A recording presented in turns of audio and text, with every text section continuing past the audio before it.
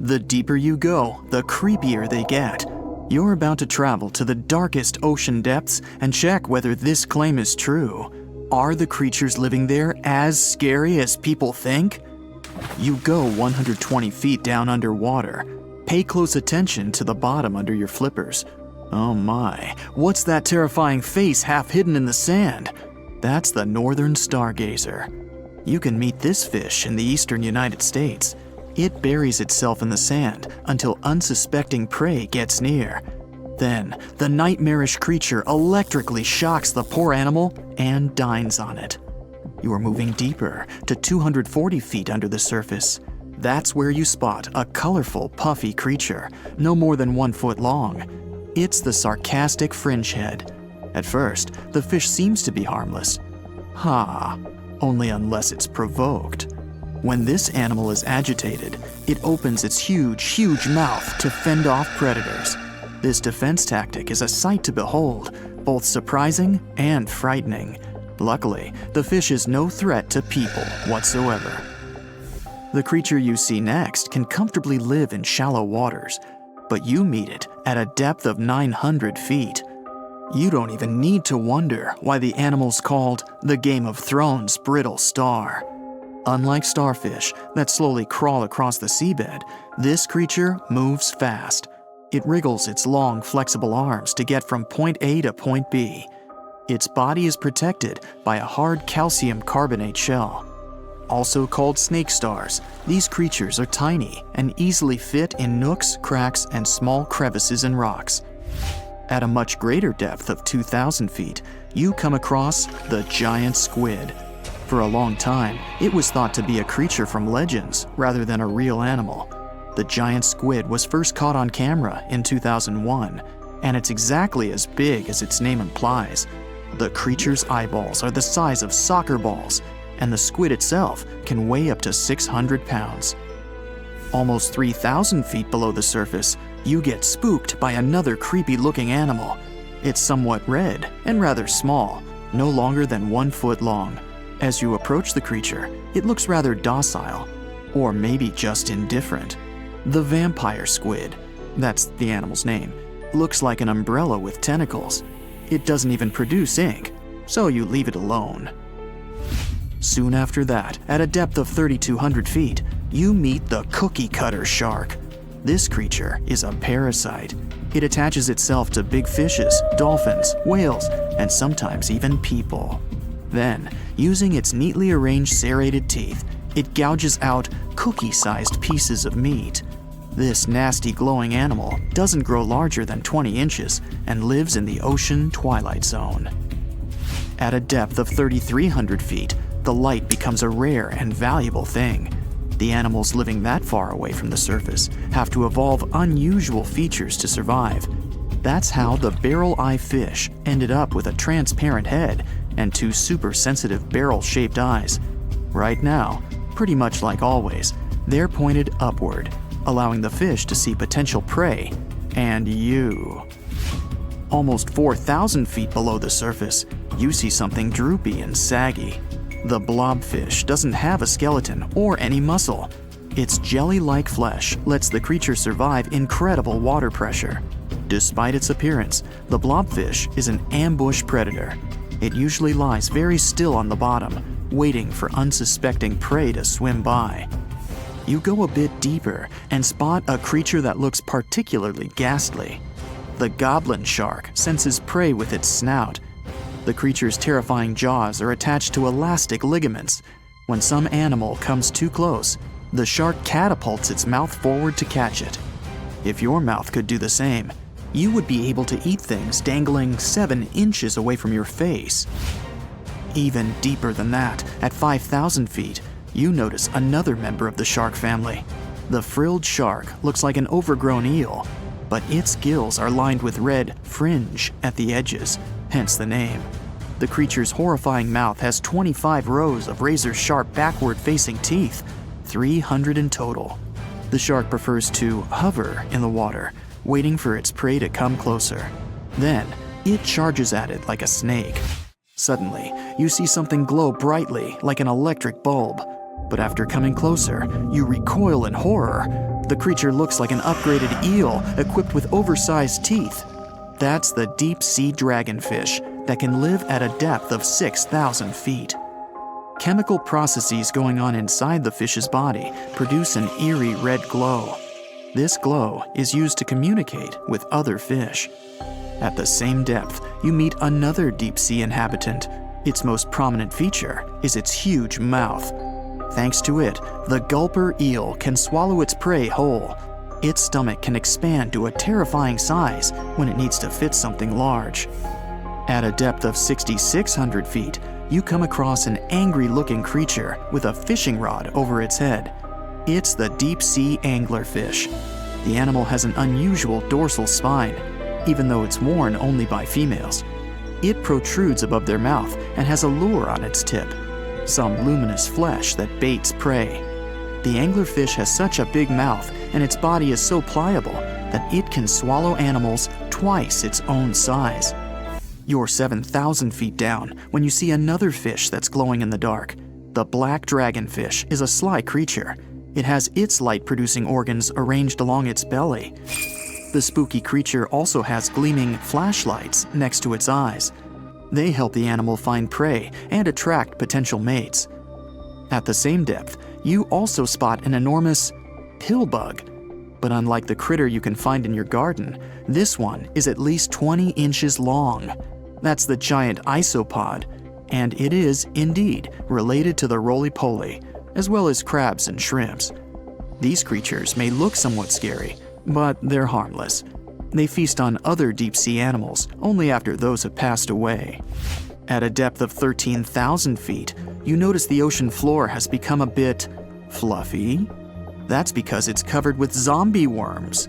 These creatures rarely grow to be more than 2 inches long, and still, they can break down fairly large animals, so strong the acid they produce is.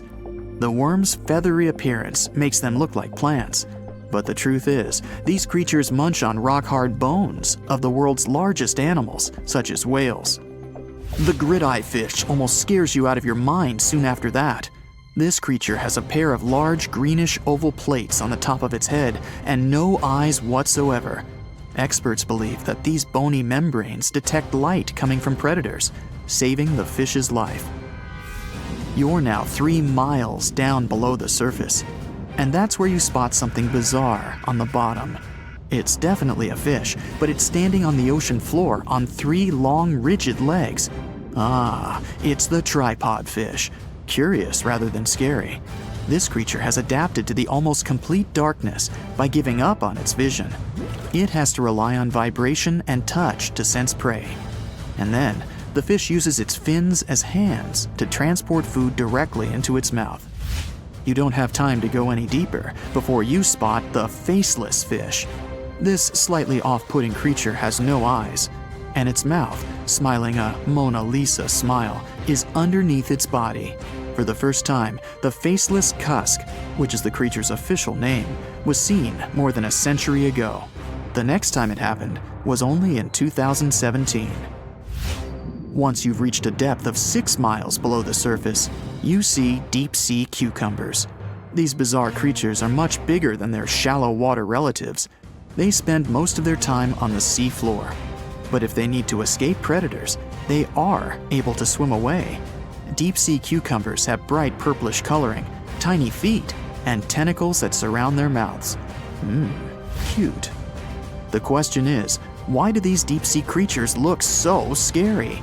Life is very different there, at the bottom. Tremendous water pressure, a lack of food, and constant darkness. You have to adapt to survive in such extreme conditions. There are plenty of fish in the sea. Some of them look totally like Nemo or Dory.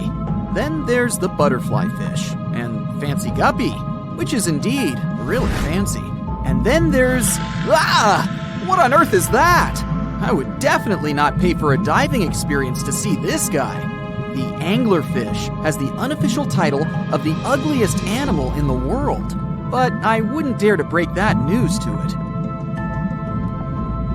There are more than 200 species of anglerfish currently swimming somewhere in the gloomy depths of the Atlantic and Antarctic Oceans, up to a mile below the surface.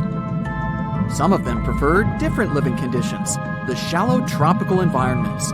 Different kinds of anglerfish vary in shape and size, from the famous black sea devil to frogfish, monkfish, footballfish, goosefish, batfish, and sea toad. The larger ones can be half as long as a full-sized bed, but most are less than a foot long. Since the choice of meals where these guys live isn't that huge, they had to come up with a unique hunting strategy. They don't waste their priceless life energy on following prospective prey. Instead, they use a piece of dorsal spine that sticks above their mouths like a fishing pole, hence the name of the fish. There's a sac of bioluminescent bacteria that glows brightly in the dark at the end of that rod. The light lures prey, and all the anglerfish has to do is wait, and then enjoy its lunch delivered right to its mouth. Their bodies are pliable and huge, so they can easily swallow prey twice their size. Deep-sea anglerfish eat whatever they can find. Species that live in more shallow water aren't picky either, and can eat anything from shrimp to snails and small fish. Only female anglerfish have the cool fishing rod feature though. So what about their males? Finding a soulmate deep under the sea isn't that easy. I mean, literally, there's no light down there. Plus, there are frigid temperatures and low oxygen levels. Anglerfish can't afford to go on many dates in those conditions, so they mate for life. And before you go aw about it, I have to tell you, they do it in quite a special way. Male anglerfish are much smaller than their ladies. The contrast is so striking that when researchers first got interested in their love life, they thought those males were actually the offspring, or larvae, hanging out next to their moms. Certain anglerfish male species have receptors that alert them that there's a female nearby. After they mate, the male bites into his woman and stays attached to her head, belly, near her tail, and other areas he can access. While they morph together forever, the female fish gets the male's cells, DNA, and reproductive organs, but loses her immune response cells. The male gets free permanent housing and nutrition. Given the current real estate prices, it sounds like a dream. But that accommodation is shared by up to 8 males, and they can't move out if they ever feel like it. You're unlikely to meet this deep-sea fish in real life, but if you meet an anglerfish in your favorite video game, remember that you can easily outswim it and make it kinder to you with tranquilizing arrows. Once you befriend it, the anglerfish can be your scout and help you discover new areas with its bioluminescent pods. Back in the real world, down in the twilight zone of the ocean, about 650 to 3,300 feet down, the anglerfish isn't the only creature you're lucky you'll probably never meet. Many of the locals look like they come straight out of science fiction or horror movies, but that's because they had to adapt to this dark, deep world. I did my best to get you prepared for the creatures you're going to meet, starting with the common fangtooth. They spend most of their lives deep down, but at night, they move toward the surface to snack. These guys are more active than most other deep-sea dwellers. They don't wait for food to come their way, but actually follow it, and then get it with their long, hungry teeth. They don't have a built-in light bulb like the anglerfish, so they've developed a great sense of smell and use as much sunlight as they can get there in the depth to get around. Sometimes, even the shadow of a passing by prospective prey is enough for them to switch to action mode. And though they don't look too charming, they're completely harmless to humans if you ever run into one of these guys. Stoplight Loosejaw sounds like a great name for an alternative band, but it's actually another deep-sea resident with sneaky hunting habits. It has special light-producing photophores under each eye. They emit green and red light like a stoplight, hence the name of the fish. Unlike other fish, these guys hardly ever leave the twilight and midnight zones. Their lower jaw is a quarter of the total body length, and the stoplight keeps it open all the time, hoping to get some lunch. It looks like a ferocious predator, but mostly prefers zooplankton with an occasional dessert of shrimp, krill, and fish. I'm sure you didn't expect to meet a hybrid of an eel and a bird. But here it is! The slender snipe eel has a beak, much like that of a bird, with curving tips. The beak is equipped with tiny hooked teeth that the eels use to catch the antennae of delicious shrimp. And it sure is slender, stretching up to 5 feet and weighing only a few ounces.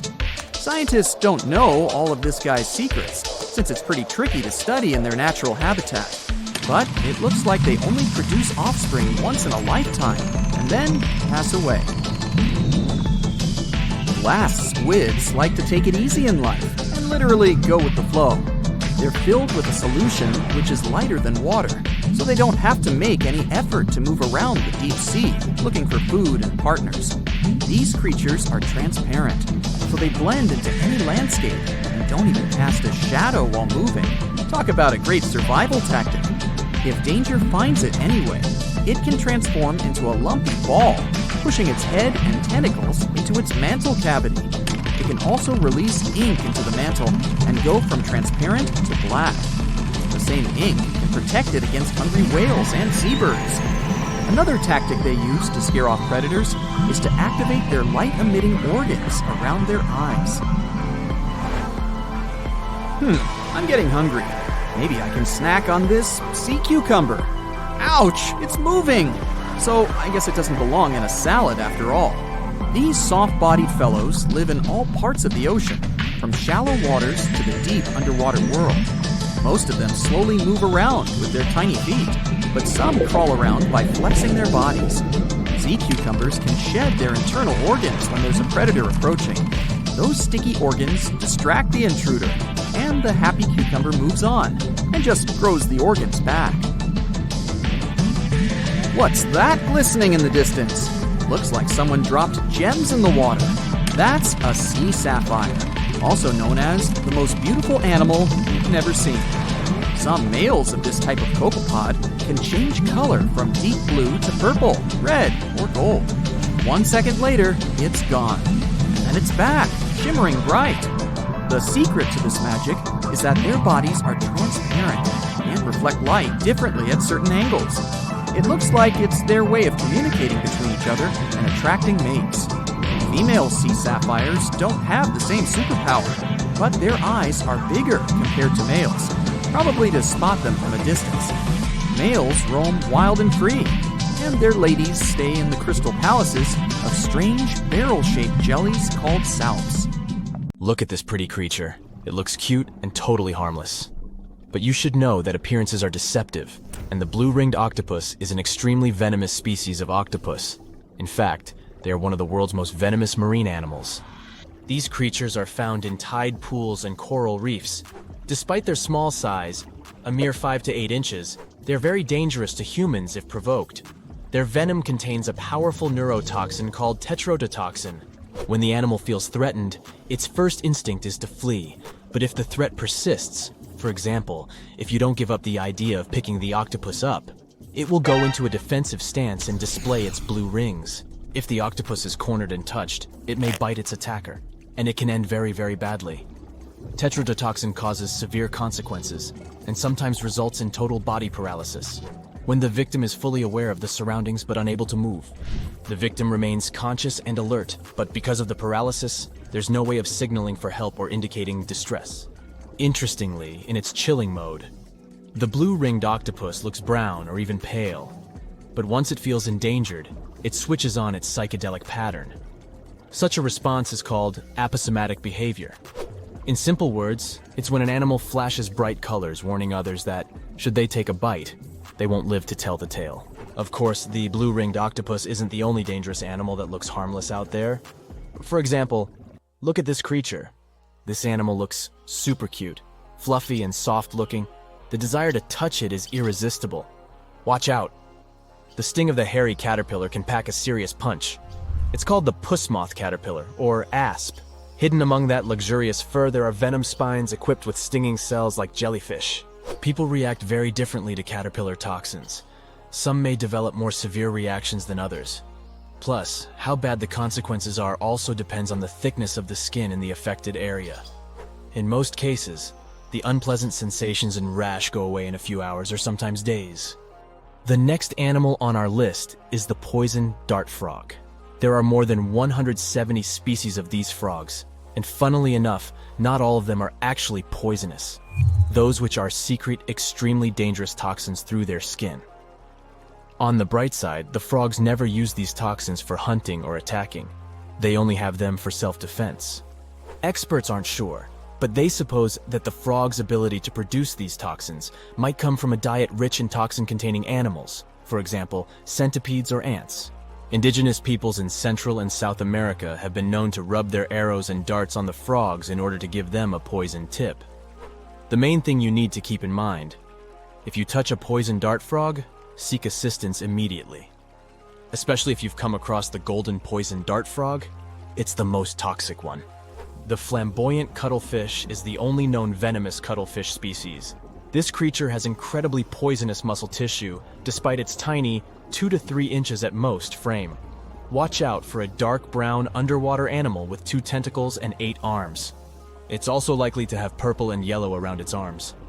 Anyway, your best bet is to avoid biting into one of these intriguing creatures, and you'll most likely be safe. Predatory cone snails are very slow animals. This is the main reason why they have no means to capture their prey mechanically. I mean, they can't really grasp another animal or bite it. Instead, the cone snail has evolved potent venom that helps it survive. Probably the coolest thing about these creatures is that among almost 1,000 species, there's no overlap in the toxins produced by each of them. Even though cone snails don't have fangs, they have a venom-covered harpoon they use to sting their prey. There's a tube-like structure at the end of a venom bulb, and a modified tooth can shoot out of the tube at a mind-boggling speed of 400 miles per hour. So being slowpokes doesn't actually bother cone snails. And since the venom is unique to certain species, some of them can deliver a minor sting, while others might cause serious harm to your health. For example, this reef-dwelling little fella unleashes a harpoon-like tooth to sting its prey, and there is no known cure for its venom. When you think of pufferfish, you probably imagine a bloated-looking creature with impressive 360-degree quills. But beneath those funny spikes, there is a vicious creature.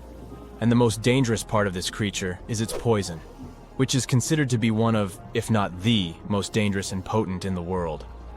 The good news is that you won't get poisoned unless you eat the fish. So maybe better stick to the California roll. Now look at this insect and try to never approach it. It's the Japanese giant hornet. This monstrously sized creature, which can grow to be almost 2 inches long, is known to be highly aggressive. Its impressive stinger packs enough venom to make the sting very, and I mean it, painful. Some people don't survive being stung by this insect. Even though the venom isn't the most potent, the large size of the creature makes the dose too big. And if it's not one but several hornets attacking you, well, the consequences are likely to be dramatic. The giant hornet isn't necessarily unfriendly toward people or other animals, but it will sting if you provoke it. This truly beautiful bright blue creature is called the blue sea dragon. Despite such an imposing name, the critter is actually tiny, usually no bigger than a grape. You may find it on the beach or floating beside you in the water. Now, you need to remember one thing. However pretty this little slug may look, never ever touch it. Despite their tiny size, their sting can pack a punch, all because of their diet. Their favorite dish is the Portuguese man-o'-war, a jellyfish that has enough venom to paralyze small fish and crustaceans. The blue dragons first use mucus to neutralize the jellyfish's infamous stinging cells, and then they steal these cells from the man-o'-war's tentacles and store and concentrate them within their own tissues. Then they release these stinging cells on contact, which makes their own sting even more powerful, even worse than that of the man-o'-war's itself. These awesome creatures are also extremely sneaky. Even though their appearance is bright, to say the least, they're well-known masters of disguise. You see, that vibrant blue coloring is actually on their bellies, and when they float on their backs, they simply blend with the water. As for their backs, they're gray to camouflage these animals on the sea surface. The Irukandji jellyfish, found in Australia, looks tiny and totally innocent, but appearances are deceitful. And this baby, the size of a human thumbnail, is actually extremely dangerous. During stinger season, which lasts from November to May, tons of beaches get closed because of these itsy-bitsy creatures. What makes the jellyfish particularly dangerous is their miniature size. People simply fail to notice them while swimming. The infamous box jellyfish, named for its cubic body shape, lives in the Indian and Pacific Oceans. Stay away if you spot a creature with a squarish bell and long, dangling tentacles. And even if you only see a single tentacle without the jellyfish attached to it, don't come close or touch it. The box jellyfish can grow up to 10 feet, and each of its tentacles has about 500,000 microscopic harpoons to inject venom. Unlike other jellyfish, box jellyfish are hunters. They can latch onto you by wrapping their slender tentacles around your limb or body. With how dangerous their venom is, it won't be a pleasant experience. Whale watching is a popular bucket list item, but getting too close to these gorgeous sea creatures isn't the best idea, especially if you don't want to kick the bucket too early. Whales are generally curious and friendly giants, but they can be unpredictable when you cross their personal borders. First of all, they are huge, and one wrong move on their side could flip over your boat or seriously hurt you.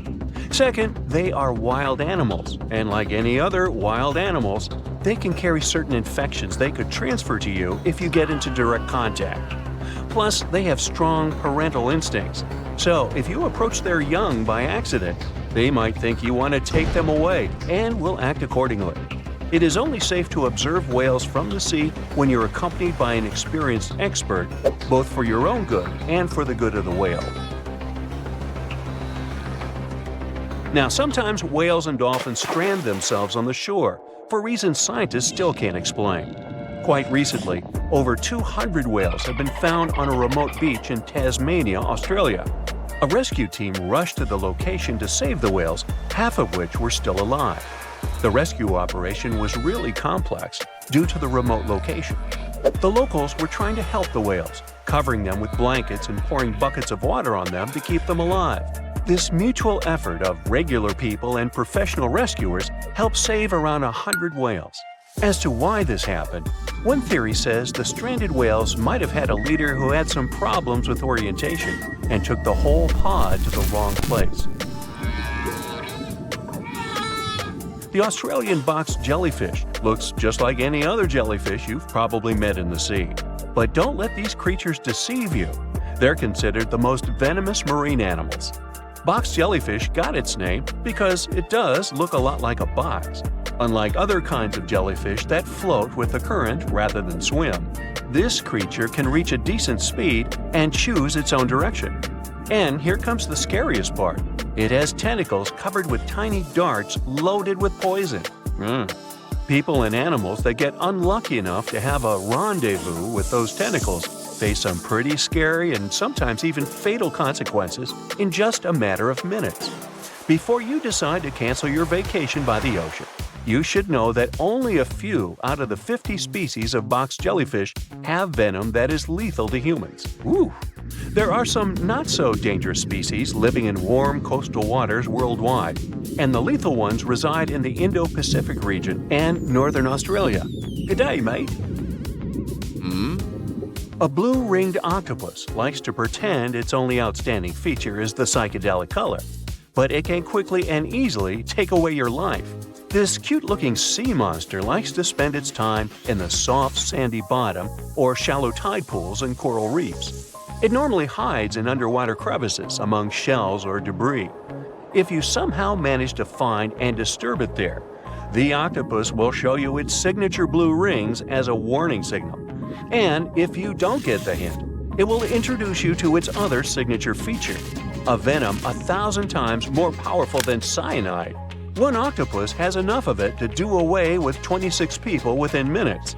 This venom is more toxic than that of land mammals. The octopus normally uses it to hunt crabs, shrimp, and small fish by pecking them with its beak and paralyzing them. The same can happen to a human victim. You'll unlikely even feel the bite until it's too late. The good news is that there have been no known cases of such incidents since the 1960s. If you don't disturb the blue ring octopus, it will never attack you first. If you enjoy picking shells on the beach, make sure the ones you collect don't belong to a cone snail. It's nothing like its relatives living on land and eating fresh leaves and bark. There are over 500 species of this venomous sea creature, and a few that can really hurt you. These little snails are extremely vicious, just like Jimmy from 3rd grade. They inject their venom through a harpoon-like tooth. The consequences of this injection can be quite terrible for you. Now, are you afraid of snakes? Well, I have some bad news for you. You can't escape them even in the water. Certain kinds of these creatures have adapted to live both on land and in the sea, especially in the warm waters of the Indian and Pacific Oceans. All the species we know so far are venomous, and sometimes an encounter with them can be super dangerous. The good news is that they only bite if you disturb them. So the safest way to go is in the opposite direction of these slithery sea creatures. Not only venomous sea creatures present a danger to you while you're in the water. Strong earthquakes sometimes cause the formation of massive ocean waves. If they head ashore, they hardly leave anything intact in their way. You know this dangerous sea phenomenon as a tsunami. There is also another type of this natural disaster called a meteotsunami. They're caused by rapid storm systems and pressure changes above the open water. A powerful storm can generate a whole wall of water. Sometimes this wall grows several feet high while it moves through a shallow continental shelf, inlets, or bays. If it gets strong enough, it can damage houses close to the water. It's really tricky to forecast or detect a meteotsunami because it's nearly impossible to tell from a seismic one. It happens much more often than regular tsunamis, especially in the Great Lakes area. Now, the ocean can be dangerous to you, even if you're staying in what seems like safety on the shore. One such unpleasant surprise could be a sneaker wave moving your way. As you can guess from its name, waves like this sneak out on unsuspecting beachgoers. They look average, but turn out to be way bigger and more dangerous than you could imagine. Sneaker waves always appear without warning after smaller waves carry huge amounts of water, sand, and gravel. They're so powerful, they can carry swimmers further away into the ocean. They can swipe you off your feet and into the water when you're casually strolling on a jetty or the beach or on an outcropping nearby. Oregon State University researchers found that sneaker waves form in offshore storms that carry wind energy to the ocean surface. With all that energy, several waves unite and overlap into one beast that stands higher and goes further ashore than a regular wave. Another thing that makes them more dangerous is that they're hard to predict. The logic of regular wave formation doesn't work with them. Square waves, looking like a giant chessboard over the ocean, are the reason many people visit the Isle of Ré off the western coast of France. If you visit it, you'll notice plenty of signs warning you to stay away from the water once you notice the unusual pattern. The safest way to observe it is from high up places like nearby lighthouses. If you decide to stay in the water, the strong currents coming from two directions can literally sweep you off your feet. Generally, waves can travel many miles over the surface of the water, depending on local winds and weather. And even on days when the weather seems somewhat calm, storms located elsewhere can send in crashing waves that affect the surrounding calm waters. When waves travel onto the shores of distant lands, they're called swells. This is different from a wave that occurs from the local wind. When two different swells coming from opposite directions meet, it's known as a cross sea. This is what generates these square waves that you see near the Isle of Ré. The cross-sea phenomenon can appear in different locations around the world.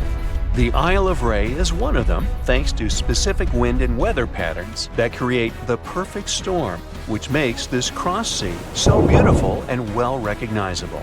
Well, wasn't that swell? Swell? Never mind. Now, get this. Octopuses are visitors from outer space. Here's how this would have happened. Ice-kept eggs of octopuses stuck in spatial bodies crashed into Earth. Then these guys would have mixed together with a pre-existing set of genetic information available on our planet. And presto, octopuses were born. Well, it may be a long stretch to justify that the highly intelligent octopuses are extraterrestrial beings. But the idea is based on a theory that has been around since ancient Greece, something known as panspermia. Now, panspermia is a hypothesis that says life exists all around the universe, not only in planets. So, things such as space dust, asteroids, and even spacecraft have their share of life glued to them. And when they travel across the galaxy, life is disseminated. This strand of thought has been polemic, since it goes against the idea that all life originated right here on our planet. But as much as this new octopus theory might be refreshing, it doesn't contribute too substantially to the search for life on other planets. It's just too hypothetical. Now, octopuses are in fact incredibly old. The oldest known fossil belongs to an animal that lived almost 300 million years ago. FYI, this is before our dinosaur buddies roamed the Earth. Wait, there's more! Octopus arms have a mind of their own. That's because 2/3 of their neurons lie in their arms, not in their heads. This means that their arms can problem-solve how to open a shellfish, while their owner is worried about other stuff entirely. Talk about ninja-level multitasking. Oh, and like other animals, such as chimpanzees and dolphins, octopuses have proven to be good at maneuvering tools, like picking up old shells and using them as a temporary home. Now, of course, the most intelligent animals on our planet are humans, according to humans. But we don't seem to give pigs enough credit. Pigs are so smart they can play video games. No, not Minecraft. But in a recent academic study, scientists had 4 pigs play a joystick game. They had to manipulate the stick so that the moving ball would hit the wall and then they would get a treat. All 4 pigs did great in the test, which was surprising even to the scientists. Now, pigeons also aced an impressive test. They were trained to differentiate a Picasso painting from a Monet one, which they had no trouble learning. Then they were able to apply this knowledge, identifying works of art they had not previously seen, meaning they really understood the difference between each painter. Poor things are always seen as a nuisance. Now, if we placed kangaroos in an animal's most amazing ability contest, they'd win. It's mainly because they break the 4-legged rule. A special species of kangaroo, the red kangaroo, uses its tail to help propel it forward. Now, visually, it has 4 limbs, but in practice, it uses 5. They're biologically built to use their tail as a 5th limb, since it's packed with articulated vertebrae and thick muscles. Of course, it had to be an Australian animal. Okay, jokes aside, Australia is home to a variety of unique animals, like the most venomous snake in the world. This not-so-cute reptile is known as the inland taipan, and its venom is enough to take down 100 humans. And still, on the topic of dangerous animals, the island is also home to one of the world's most venomous spiders, the funnel web spider, which can be found not too far away from downtown Sydney. Yikes! The Little Mermaid may have shown us that life is good under the sea, but she didn't mention anything about the bizarre ways of the anglerfish. Anglerfish are those special types of fish that have a huge whip nose connected to the front part of their bodies. They look like they're forever holding a lantern in front of them, except that the little lantern they carry is a type of bioluminescence, and is far from romantic, as anglerfish use it to lure smaller fish in as their meals. It was back in 1999 that scientists discovered that these little guys spend most of their lives upside down. They had never seen anything like that. Hovering above the Pacific Ocean floor at a depth of around 16,400 feet, where light almost doesn't even reach, there they were. They do this because since they live so close to the seafloor, their built-in lantern illuminates the ground in search of food. They might be weird, but they're also pretty clever. Recently, scientists have discovered a species of animal that has neither a brain nor a head and is pretty smart. Meet the brittle star. This 5-armed creature is a bundle of nerves, and it has proved itself to be super clever.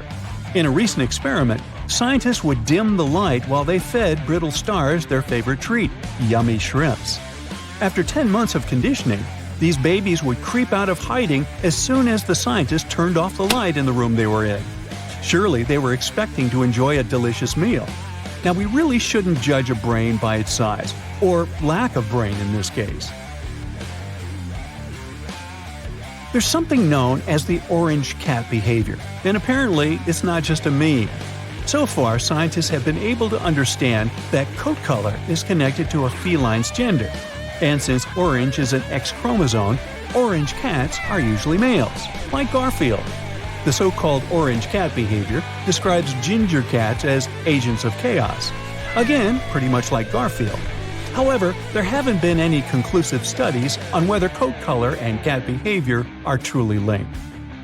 In terms of vision, mantis shrimps probably have the most psychedelic vision out of all animals. These funny-looking creatures have a whopping 16 varieties of photoreceptors, with 5 of them reserved for the ultraviolet or UV spectrum. Ultraviolet rays are really short wavelengths, which are invisible to humans. The thing science still doesn't understand is how exactly these mantis shrimp view the world around them. Sure, they can perceive a bunch of colors, but they can't necessarily distinguish all of these colors among themselves. It can be that they just see a lot of really vivid, really blurry colors, but we haven't figured out a way to check that out. Now, to say sloths are cute is an understatement. They may be one of the friendliest animals in the jungle, but there's more. If you look closely at their fur coat, you'll notice hints of green. These greeneries are actually tiny little algae that grow alongside sloths. They help sloths to camouflage better in the jungle, but they also nurture them. The little cracks inside a sloth's fur create the perfect environment for algae reproduction, and scientists have found species of algae that don't exist anywhere else in the world. They do get by with a little help from their friends. Deep within the Sahara Desert, you'll find a little creature known as the fennec fox. This huge-eared animal adapted perfectly to survive in its hostile environment. The huge ears help them to dissipate the unbearable heat of the desert, as well as help them to hunt for underground prey. Now meet this guy. Unlike what its name might suggest, the red panda is closer to a raccoon than it is to a giant panda. You'll find a lot of these cat-sized creatures in the Himalayan region, hopping from tree to tree and bundled together trying to keep warm in the harsh weather. They're gentle and friendly like their big panda cousins, and occasionally enjoy eating some bamboo sticks. And then there are bees. Compared to humans, bees' brains are the size of pinheads, yet they are capable of astounding things. Let's say a bee is running low on energy after a long search flight. This bee desperately needs a drop of honey in order to continue flying, but smartly enough, she doesn't need to go back to the hive to recharge. She can ask a fellow beehive mate for a drop of honey directly from this other bee's stomach and continue flying. This type of decentralized system allows them to build highly effective societies, one that bees don't need to push the queues in front of the honey cells, for example. Hey, just kidding. Not much happens in dark, murky ocean depths. It's mostly pretty quiet, with some smaller fish carefully passing by and probably hoping nothing big would grab them on their way. There's also a bigger fella looking for plankton coming through every now and then. Suddenly, a giant beast comes out of nowhere. First, it's just a dark dot in the distance, until it gets closer. Oh, it's a great white shark. You can recognize its firm, dark gray body, white belly, and slanted head. These creatures have special cells in their skin called melanocytes that can make their color change to lighter or darker. This way, a shark can blend in with its surroundings, which is a nice ace up its sleeve and the reason why we barely even see one coming by. These predators can grow up to be more than 20 feet and weigh up to 5,000 pounds. Our fierce fella is just passing by looking for some lost fish that might wander around, if it gets lucky, directly into its mouth. But instead, a giant jagged tentacle comes out of nowhere.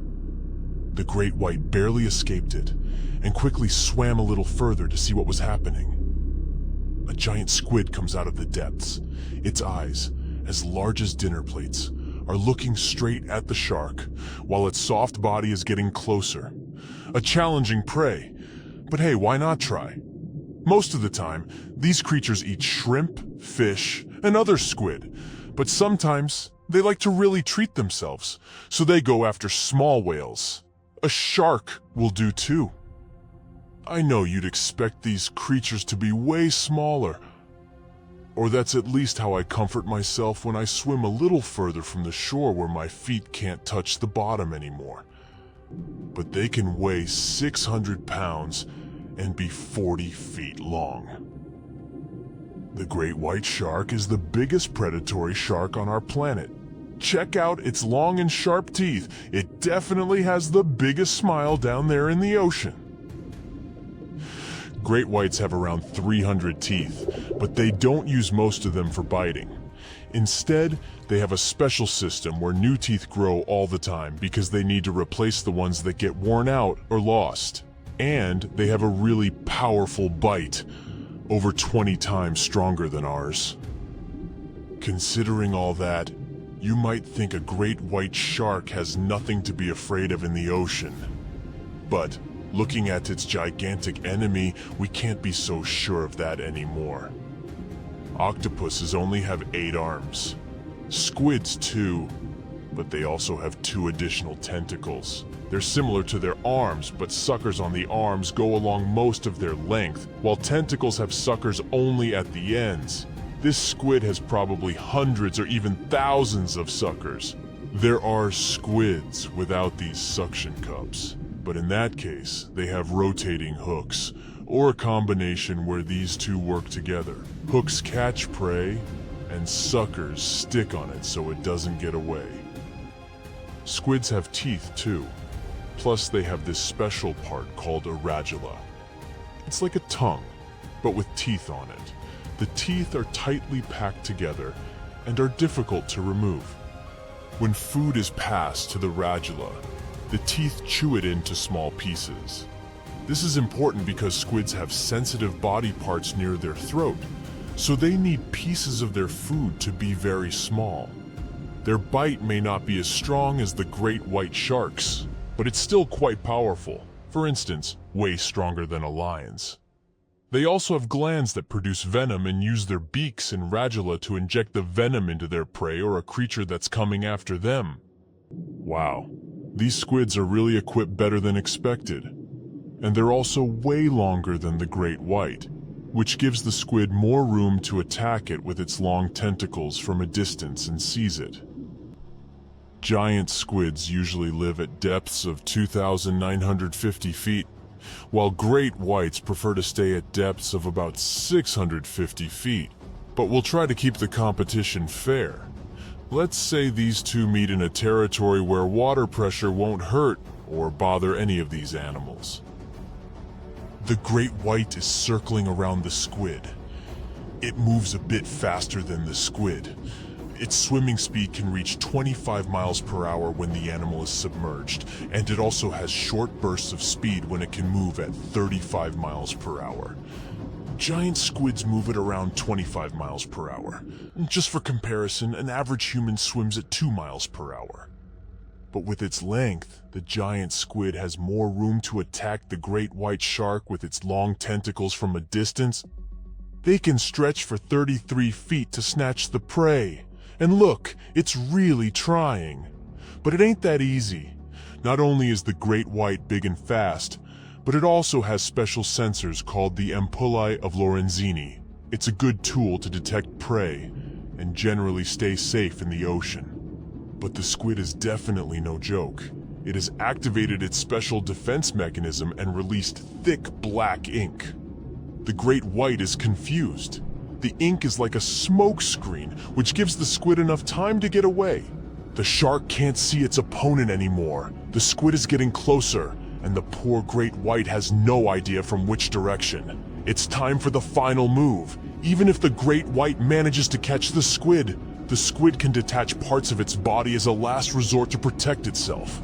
It can lose up to 10 body parts, unlike sharks. These predators can't lose any essential body parts because they won't survive. And look, the squid finally latches onto the shark. Its suction cups and the sharp beak that can pierce its prey make it nearly impossible for the shark to escape. They both disappear into a cloud of ink, the great white shark in one of the rare fights it can lose, and the giant squid ready for new conquests across the ocean. Aren't giant squids perfect for scary stories? In legends, there are often battles between humans and sea monsters. In the past, Norwegian sailors shared stories about sea creatures they encountered during their ocean travels. Over time, these stories grew to include creatures that were like giant islands with arms. And let's not forget about the Kraken. It's a legendary sea monster from Scandinavian stories that looked like an island, which was how it would trick sailors. The spooky stories say the beast was using its long tentacles to grab ships and drag them to their doom. And do you remember Jules Verne's novel 20,000 Leagues Under the Sea, which describes an encounter between a ship and a giant squid? In real life, giant squids don't eat humans, and they're not particularly interested in going after ships. However, not all the stories about these creatures attacking ships are made up. There are some reports.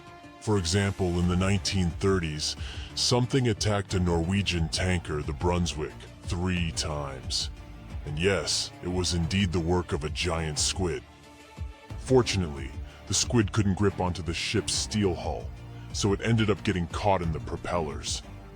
But even though everything was okay in the end, just looking at this gigantic monster trying to take your ship down to the bottom must have been terrifying. We can laugh at stories about the Kraken until we're out there on our own. In 2003, a giant squid came closer to a French yacht that was participating in a sailing race. It couldn't cause any harm, so it eventually gave up. So, for now, the idea of a giant squid taking down a ship or boat remains a fictional story, although they're certainly capable of trying. Okay, giant squids are big, but there's another creature from their family of cephalopods that can be even larger.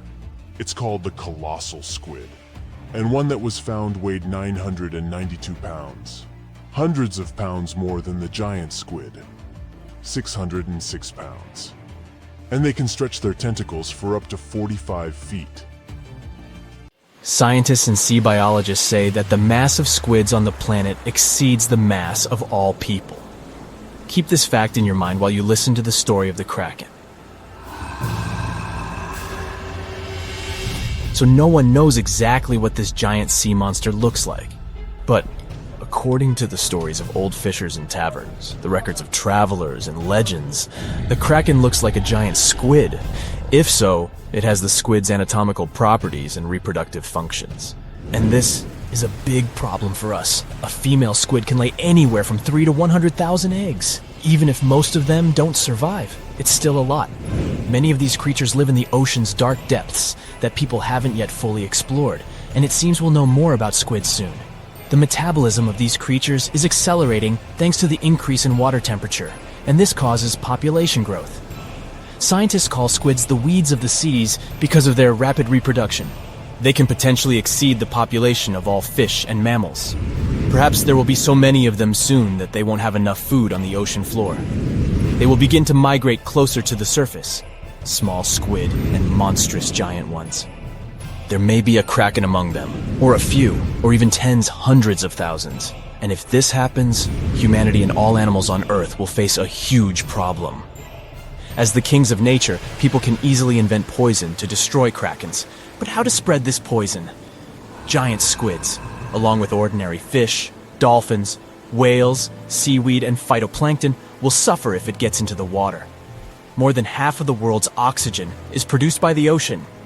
And if people spread this poison in the water, they'll risk disrupting the entire planet's ecosystem. The ocean will become lifeless. So, people have to forget about poisoning the water. For a while, we will be helpless against the squid apocalypse. Let's say a couple of billion squids rise to the surface. A couple million of them are Krakens. The first thing these monsters will want to do is get food.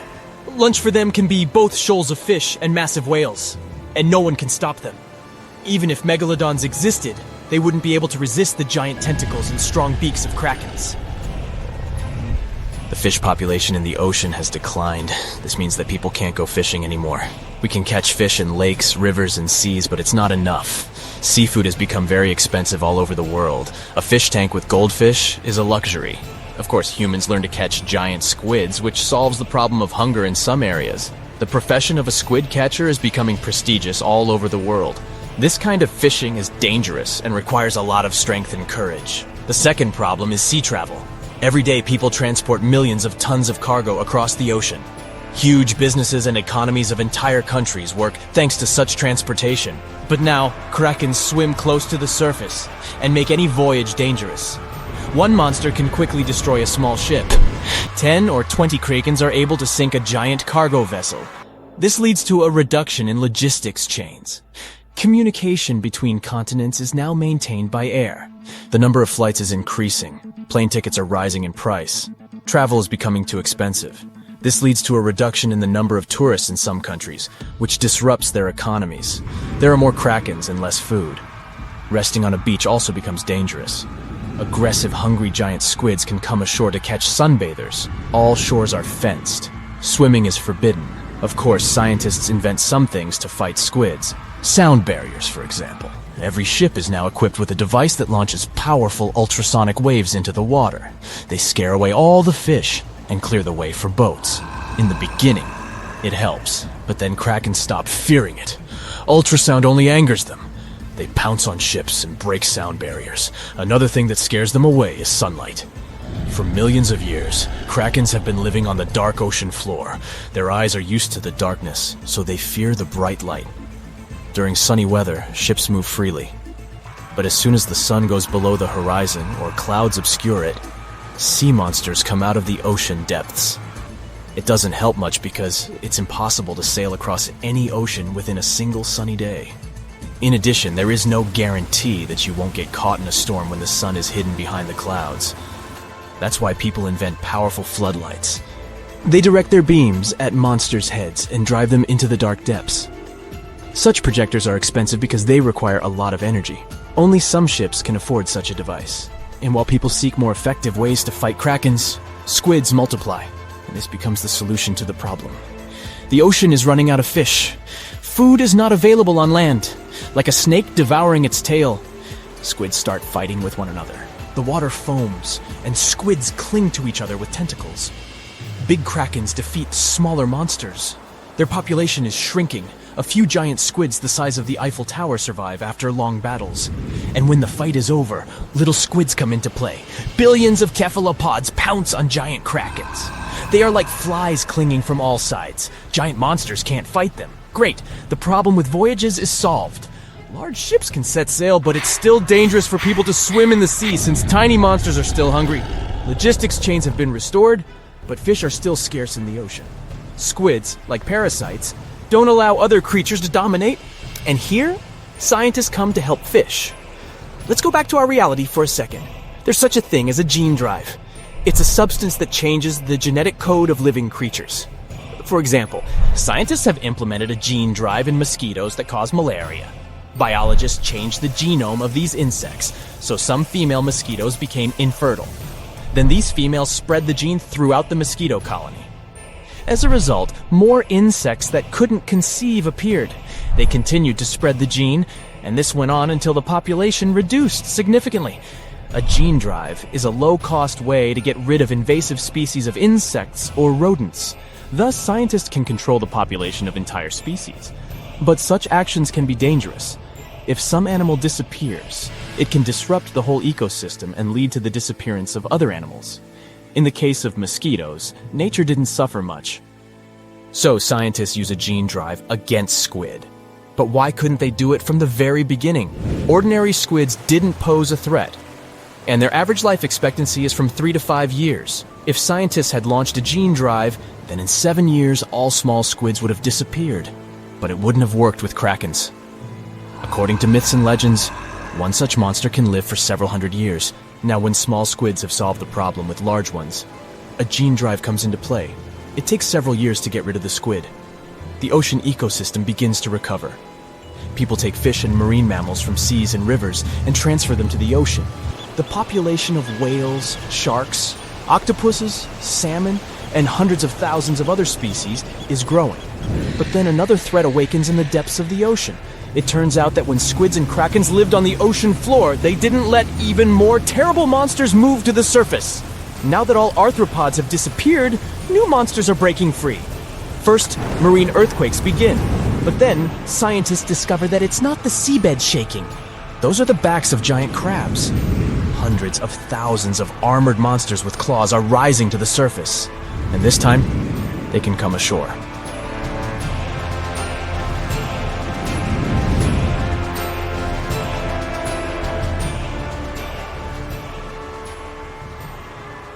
More than 50 ships and 20 planes have disappeared in the Bermuda Triangle since the middle of the 19th century. This region isn't put on any paper map and is not an official region of the Atlantic.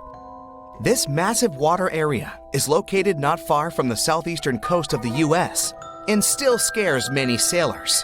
But you aren't afraid and want to prove that there is nothing special in this place. You sail to the center of the Bermuda Triangle on a small fishing boat. You turn off the engine and wait. Several hours pass. The sun goes below the horizon. Night comes. You're about to return to the shore, but suddenly, it becomes too quiet. Then, you hear a splash of water. You look overboard and see hundreds of fish swimming to the surface. Something big scared them away. Something that comes straight from the depths. The next second, you notice big sparkling eyes and long tentacles reaching for the boat. It seems that one of the most terrible myths about the Bermuda Triangle turned out to be true. A huge squid dragging ships to the bottom. Stories about these squids appeared long before the emergence of the Bermuda Triangle myths. For centuries, sailors from Norway and Greenland told stories about a scary sea monster, the Kraken. In those stories, the Kraken broke the decks of ships with its giant tentacles and dragged them to the bottom.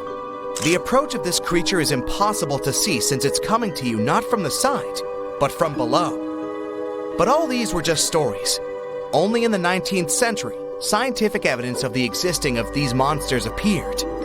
A beak of an unknown squid was found on the coast of Denmark. The size of the find was about 3 inches in diameter, which is about the size of a human palm. Then, it became clear that the Kraken was real, and it's just one variety of giant squid.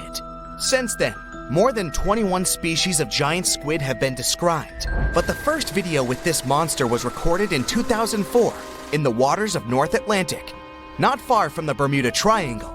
Marine biologists used a lure to draw the squid out of the depths. The huge monster was about 30 feet long, which is about half a subway car. It suddenly appeared out of the ocean darkness and quickly attacked the lure, squeezing it with its tentacles. After that, many cases of squid have been recorded on photos and video. Huge squids were washed up on the shore, swam past ships. According to some records, the largest monster ever found was 59 feet long and weighed almost a ton. This is the size of a big bus. Some scientists believe that giant squids can reach 150 feet in length, which is almost twice the size of a basketball court. But the big size is not enough to sink a ship. The first thing that helps squids do this is the surprise effect. Squids come from the depths, which mean they can be seen from the deck, but the monster can see a boat from afar. It has the biggest eyes in the world. One eye is about the size of a basketball. The eyesight of a giant squid allows them to see prey in the Black Sea depths and from a big distance. Most sea creatures on the planet can't see in such conditions. So, the squid notices your ship and decides that it's food. It quickly approaches the boat and attacks with its tentacles. The squid has 8 limbs and 2 extra longer tentacles the monster uses to bring food to the beak-shaped mouth. The others are covered with dozens of suction cups filled with sharp teeth. Nothing can escape if the squid grabs it. The squid wraps its tentacles around your boat. With the teeth on each arm, it bites the deck. 2 long tentacles can grab you while you're running around in panic. The squid can rock the ship from side to side until one of its parts sinks in the water. You fight off 2 long tentacles and fall off your feet. The squid's 8 arms are squeezing stronger. You can hear the boat's hull cracking. The squid is big, but still can't sink a large metal object. Possibly, it couldn't have sunk huge ships that disappeared in the Bermuda Triangle. You see how the squid swims away into the depths. You're lucky this time, but you definitely wouldn't handle 2 such monsters. The existence of giant squids was proven more than 150 years ago, but people still don't know anything about them. The fact is that they are some of the most elusive creatures on Earth. They swim fast, spending most of their time at depths of 1,300 to 3,000 feet. To descend there, people need sturdy submarines and bulky equipment that create a lot of noise. the squid will notice them much earlier and swim away. Scientists don't know anything about their behavior, social life, habits, or a distance they swim during the day. And most importantly, we don't know how many of them are hidden in the water. The ocean is only 5% explored. It's possible that millions of giant squids swim in the sea depths. Just imagine hundreds of giant tentacles reaching out to a group of ships sailing through the Bermuda Triangle. In the past centuries, they could easily sink an entire fleet, since the ships were made of wood and were lighter. Squids wrapped decks with their strong tentacles, made holes in the ship's bodies with their sharp beaks. Toothy suction cups could break the masts and tear the sails. The water was filling the holes and slowly rising to the deck. The ship sank in a matter of minutes. Survivors reached the shore and told everyone about huge monsters. This is how the legends of the Kraken appeared. Fortunately, now people have sonars and equipment for monitoring the sea space. You start the engine to swim to the shore and notice that about 30 tentacles are reaching out to you from the water. 3 giant squids squeeze the boat from all sides and pull it down. It looks like there's no way out. You look overboard and see black eyes looking right at you. At this moment, you find a solution. Squids spend their whole life in darkness and are afraid of the light. Fortunately, you have a signal rocket. You use it to scare the monsters away. Squids go back down into the water, but apparently not for long. You release a few more rockets into the ocean and scream in fear. The red light illuminates the sea darkness, and you see hundreds of moving tentacles. They quickly swim away from the fire to a safe distance. At full throttle, you're sailing to the shore and releasing all the signal fires into the water. You don't give the squids a chance to get close to you. Finally, you get to land, confident that you will never return to this place. The bad news is, these creatures swim not only in the Bermuda Triangle. People found giant squid in the oceans all over the world. Yeah, it's possible the giant squid is the main reason for the disappearance of ships, but this doesn't make the Bermuda Triangle a unique place. Boats and cargo ships disappear all over the Atlantic Ocean. The Triangle is not even included in the top 10 of such places. Also, this area is one of the most popular shipping routes of the Atlantic. And the more ships sail in one place, the more ships are lost. Many scientists believe the reason of the disappearances here is strong storms and hurricanes. Bermuda is located in an area of high pressure, which diverts thunderstorms towards the triangle. The waves reach such sizes here that they can turn ships over. Thunder and frequent flashes of lightning disable planes. The Earth's magnetic field is weakened at the location of the triangle. This field works as a shield, which repels solar particles. Here, solar radiation passes through the upper layers of the atmosphere and can negatively affect the electronics operation. Also, there is a theory that says that the Bermuda Triangle is the center of a magnetic anomaly.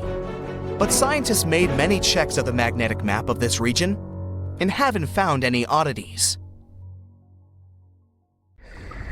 If you could dive right into the mysterious darkness of the ocean depths, who knows what you'd come upon? Legends that are hundreds of years old mention some giant sea monsters hiding deep down below the ocean waves, like the Kraken, the Loch Ness Monster, the Hydra, Leviathan, and so many more.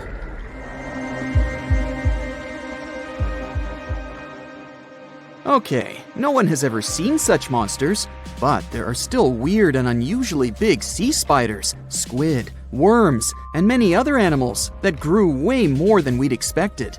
Take a look at the colossal squid from sub-Antarctic waters. It's around 14 times longer than the arrow squid that lives near New Zealand. And deep down in the Pacific Ocean, there's a sea sponge as big as a minivan. Oceans contain about 96.5% of all water on our planet.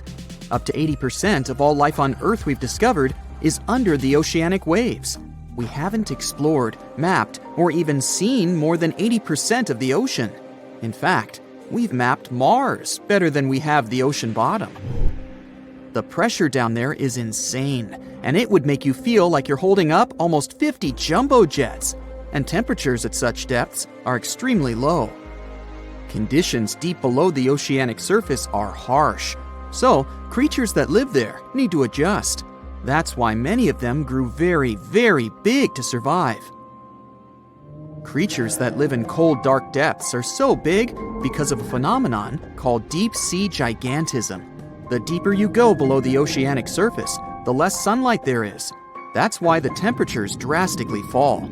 The result of this is increased cell size and longer life of creatures.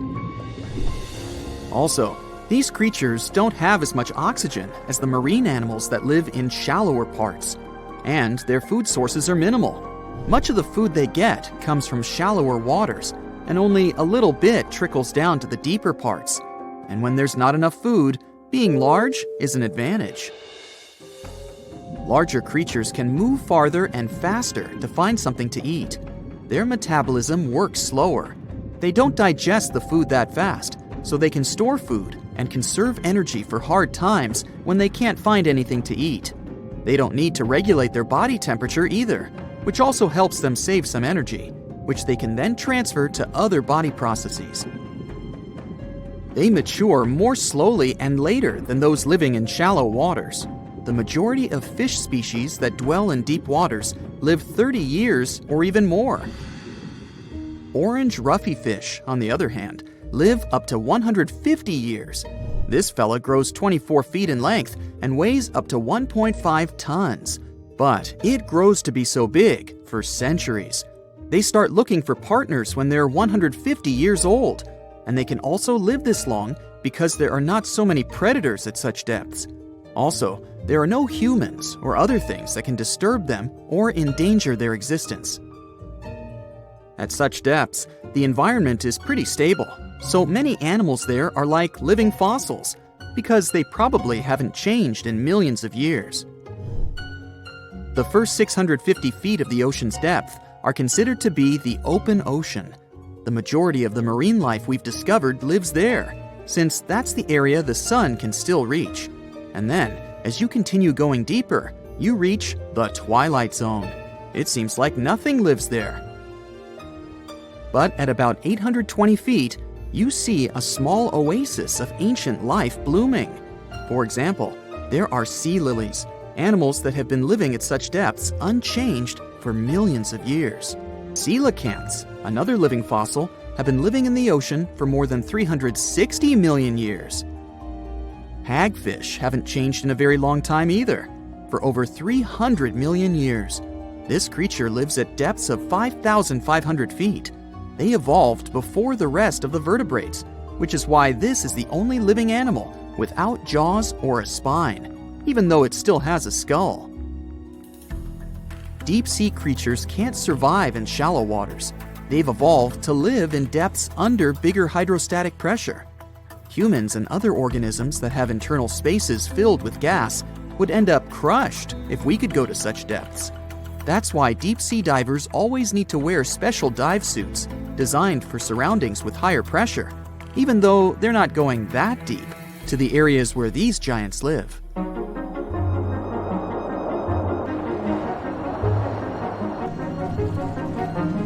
But near Antarctica, you can see gigantism way closer to the surface, like giant sponges, sea slugs, sea spiders the size of a dinner plate, worms, and even some enormous single-celled organisms.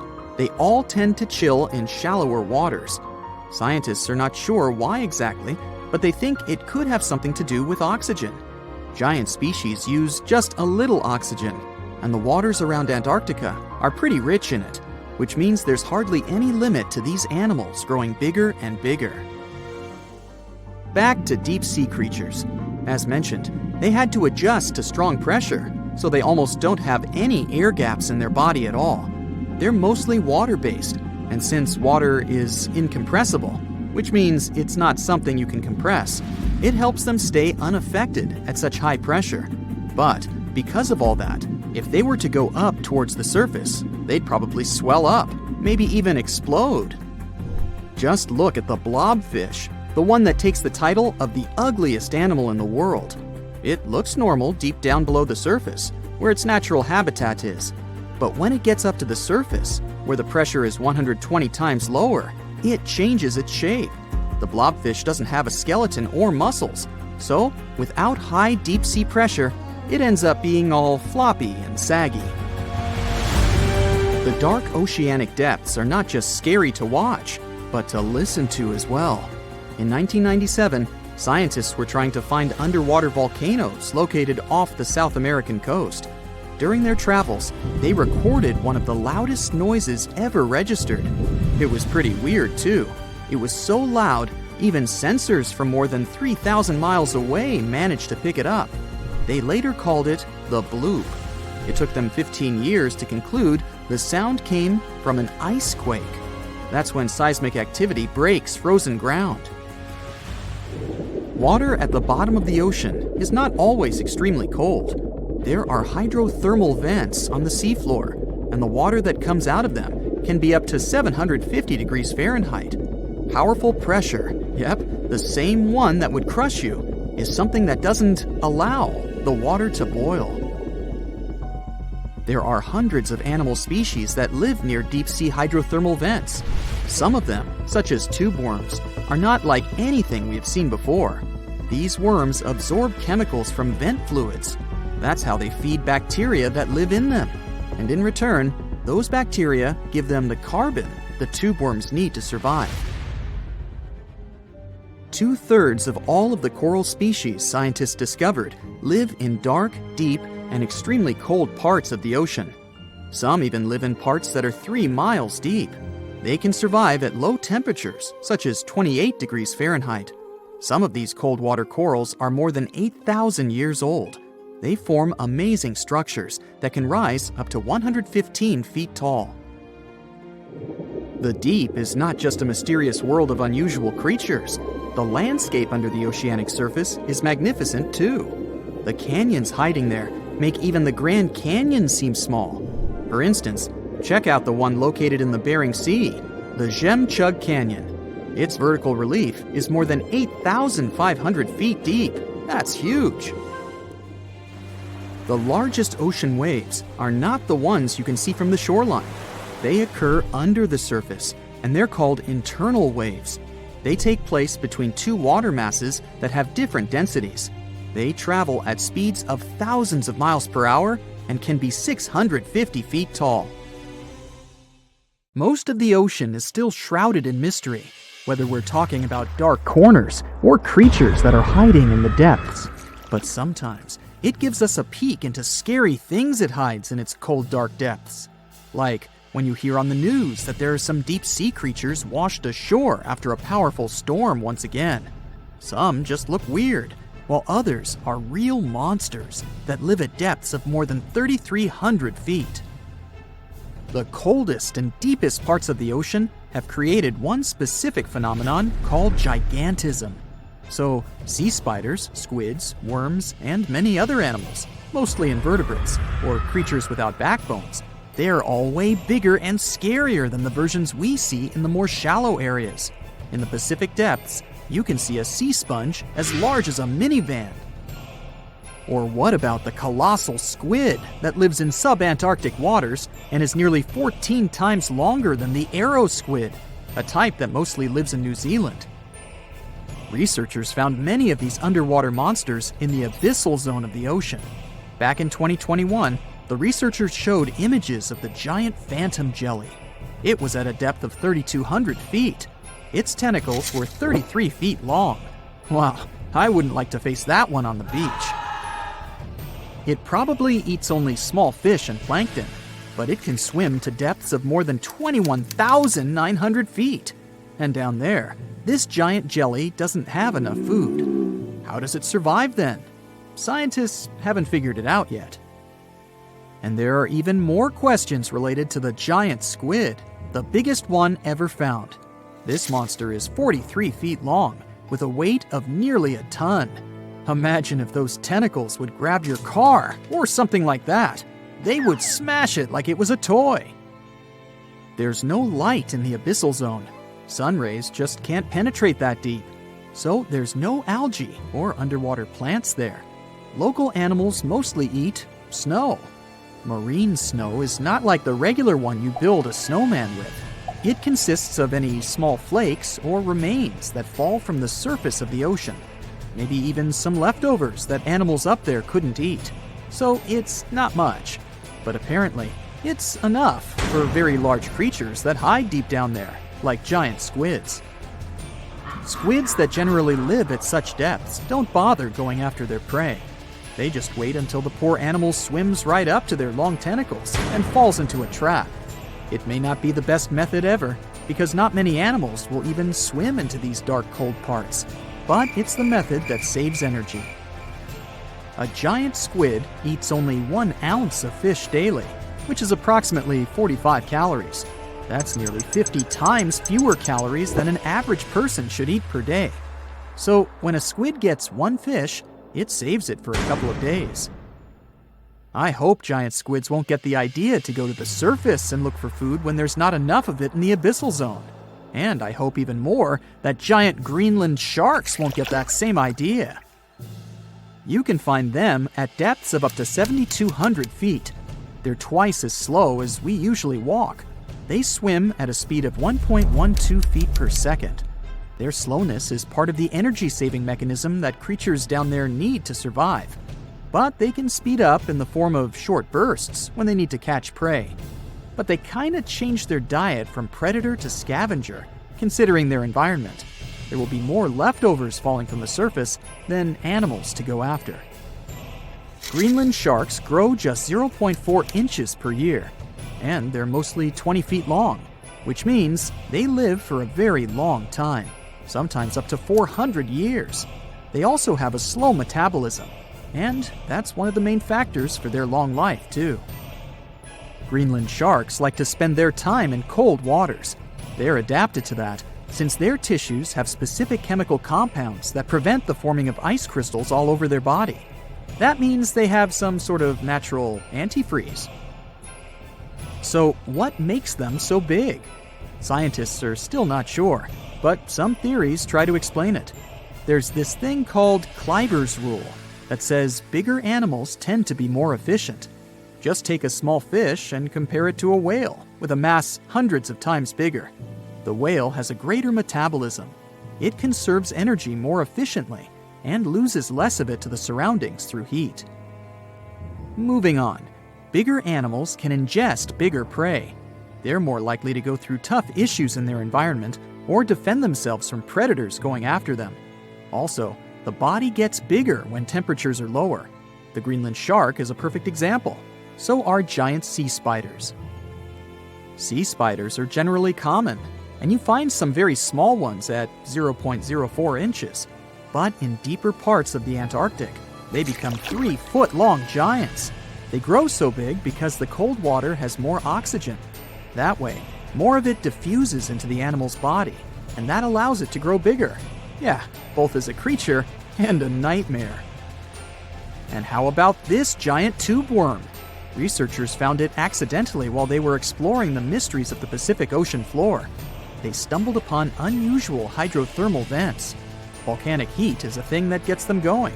As water seeps down through faults or cracks in the rock, these vents change their direction. When the water gets out of the vent, it's rich in different minerals and chemicals. Most animals wouldn't survive being around this toxic soup of chemicals, but not these tube worms. They came as a true surprise, because not only are they not bothered by these toxic vents and the almost boiling temperature of the water, but they developed entire ecosystems there. They're unique because they don't need sunlight to survive. Instead, small bacteria are their main source of energy. That bacteria gets their energy directly from these toxic chemicals. So it's not photosynthesis, but a process called chemosynthesis. And these tube worms don't have mouths. These bacteria live inside them. Strange story, huh? Plus, these scary worms reach up to 8 feet. Giant isopods are no better either. They lurk at the depths of the ocean of 1,640 feet or more below, far away from the sunlight, looking like some monstrous wood lice. They spend most of their time on the seabed, hoping to find some food falling from higher levels of the ocean. Check out their small hooked claws at the ends of their legs. Isopods use them to remain more stable while moving around the ocean floor. Since there's no light, they have long antennae that help them feel their way around. These sensory antennas are about half the length of their body. Giant isopods have pretty big eyes compared to their body size too. They can grow over 12 inches from head to tail. And these fellas are really patient. Remember how we said animals down there rarely get food? Sometimes they need to wait for years to get a proper meal. That's why their metabolism is amazingly slow. 5 years later. They can go for 5 years without eating anything. Imagine that. I get hungry just talking about this. In 2006, a biologist did research to compare the differences between the shallows and the deep sea regions. He realized the deep sea mirrors the island rule. First, isolated parts of land develop biodiversity you won't find anywhere else. Second, small-bodied life there grows much bigger when it's isolated, compared to life on large land masses. Resources are limited, but also competition and predators. And we don't know much about these deep-sea creatures. It's too expensive and too complicated to carry out such research, so we'll just wait for more raging storms to show us at least part of the monstrous world cold ocean depths hide. Wanna high-five a sea creature? Well, put your hand up for the Tasmanian red handfish. This fish doesn't swim like a fish. It walks. It uses its flipper-like hands to stroll around on the ocean floor. These bottom walkers are disturbed by swimmers and boats a lot. Some people even want to take them home as pets. I think it's better to just give them a wave and swim on by. The vampire squid. Its species name is Vampiroteuthis infernalis, which translates to vampire squid from hell. Oh yes, this vampire squid means to terrify everyone with its name, its dark red color, its spikes at the bottom, and the scary fact that it can basically turn itself inside out. The vampire squid loves putting on a good show, but it's as harmless as a kitten is to humans. It's as if Dracula scared the pants off you, but he didn't have blood-sucking fangs. The vampire squid feeds on food particles from plants and animal matter floating near the ocean's surface. Since they're not predators, they need good defensive strategies, and their vampiric look is designed to ward off large creatures who want to eat them. Turning themselves inside out is a defensive mechanism since the spiky areas in the inner skin are more intimidating. They also shoot out a substance that does not have color, but is packed with bioluminescent particles to distract predators. The vaquita. Going out on a boat off the coast of Mexico sounds like the perfect vacation. The sun, the blue water, the most endangered sea creature. Wait, what? The vaquita isn't dangerous, but don't expect it to stick around to say hello or sign any autographs. It's incredibly shy. This little cow, that's what it means in Spanish, is one tiny sea mammal. With those black markings around its eyes, it looks more like a sea panda to me. Seeing one should make you feel very special. They're on the brink of extinction, mostly because they got caught by accident in fishing nets. It's estimated that there's only 10 left in the wild. The blue dragon. This little creature looks like something out of a kid's fantasy movie. It's called the blue glaucus, casually referred to as the blue dragon or blue angel. It can be found in many places, the Atlantic, Pacific, and Indian Oceans. It's kind of a mollusk and it only grows to be about an inch long. What you think is the back is actually the mollusk's bright underbelly. It regularly floats on its back so that its blue colors help it camouflage with the water's waves. The blue dragon isn't just pretty, it's also smart. It usually feasts on Portuguese man-o'-wars, also known as Physalia physalis. The blue dragon stores their stinging cells for later use, in essence, stealing their defensive mechanisms. When the blue dragon is threatened, it releases those stinging cells it stored, directing them at an enemy to sting them with more power than the Portuguese man-o'-war would have been capable of. As they can store a huge amount of stinging cells, they can be a threat to humans. So, if you find one, don't pick it up. It's best to admire it from a distance. The barrel-eye fish. If you ever wanted to have Superman's X-ray vision, looking at the barrel-eye fish will make you feel like you gained that superpower at some point in your life without even realizing it. The barrel eye has a transparent head, so you can see how their eyes and brain look inside. This magnificent creature lives in the deep sea. This is the lowest level of the ocean, where strange creatures roam in near freezing temperatures and constant darkness. They're exposed to water's pressure that's almost 1,000 times that of the surface. If the idea of the deep sea sends a shiver down your spine, stay tuned to learn about another of its creatures later on. The barrel-eye fish can be found in the Atlantic, Pacific, and Indian Oceans. You might be wondering, why oh why would a fish have a see-through head? And that would be a fair question. Since the species was discovered in 1939, it was believed that the fish's eyes were set to see straight ahead and couldn't move. So it was assumed that they had tunnel vision. Scientists Bruce Robinson and Kim Reisenbichler from the Monterey Bay Aquarium Research Institute recently discovered that the fish can move its eyes vertically to see through the top of its translucent head, thus noticing if there are predators or prey nearby.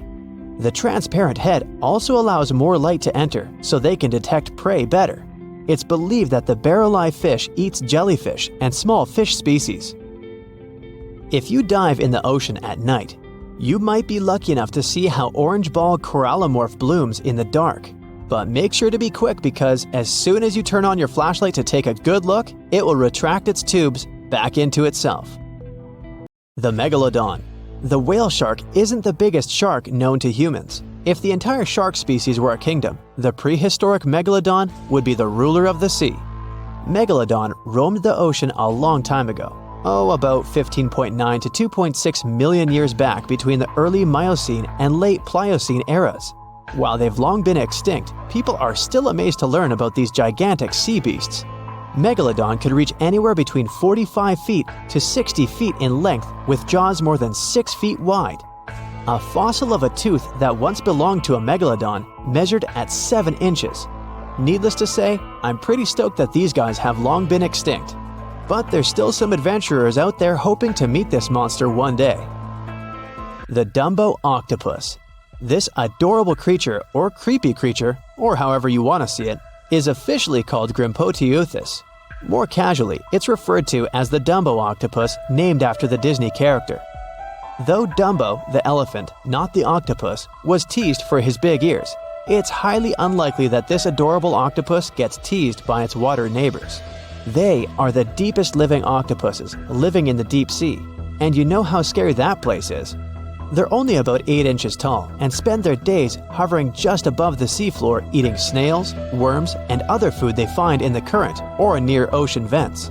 There are nearly 17 species of Dumbo octopus, and they all have differences in height, color, and body parts. If you can't get enough strange animals, you'll be glad to learn that the deep sea has barely been explored by humans. So keep an eye out. There are bound to be more fascinating animals discovered in the deep in the future. The sea angel. These creatures might look and sound pretty cute, but their diet is far from sunshine and lollipops. Their favorite food are sea butterflies. They lay mucus traps for them and wait in ambush. The squat anemone shrimp. This shrimp is tiny, only 0.5 inches. It's also known as a dancer shrimp because of its peculiar behavior. When agitated, it raises its bottom above its head and does a little dance. Divers also say it readily jumps on their hands and cleans them. The coconut crab. This guy may look pretty creepy, especially when the sun goes down. Mature coconut crabs are around 3 feet in length. Their preferred foods are coconuts, but they can also hunt down lizards and even large birds. The slender snipe eel. Slender snipe eel is a slim and long creature that's still a mystery for marine scientists. It's 4 feet long and it has at least 750 bones in its spine, which is much more than any other animal in the world. The sea pen. Sea pen is 7 feet long and it has a lot of varieties, but most of them look indeed like a pen or a quill. The similarity is even more striking when the animal has a water-filled bulb that anchors it to the floor. The Persian carpet flatworm. This creature looks indeed like a carpet, despite being very small by comparison. It's only 4 inches long, able to become both male and female. It doesn't really mate with other flatworms. Rather, it fights them for the right to bear posterity. The flamingo-tongued sea snails. Tourists love these extraordinary snails for their pretty colors. thinking it's a shell, but in fact, the shell is quite dull and hidden underneath colorful soft tissues. They eat softer, toxic parts of corals and store their toxins to protect themselves.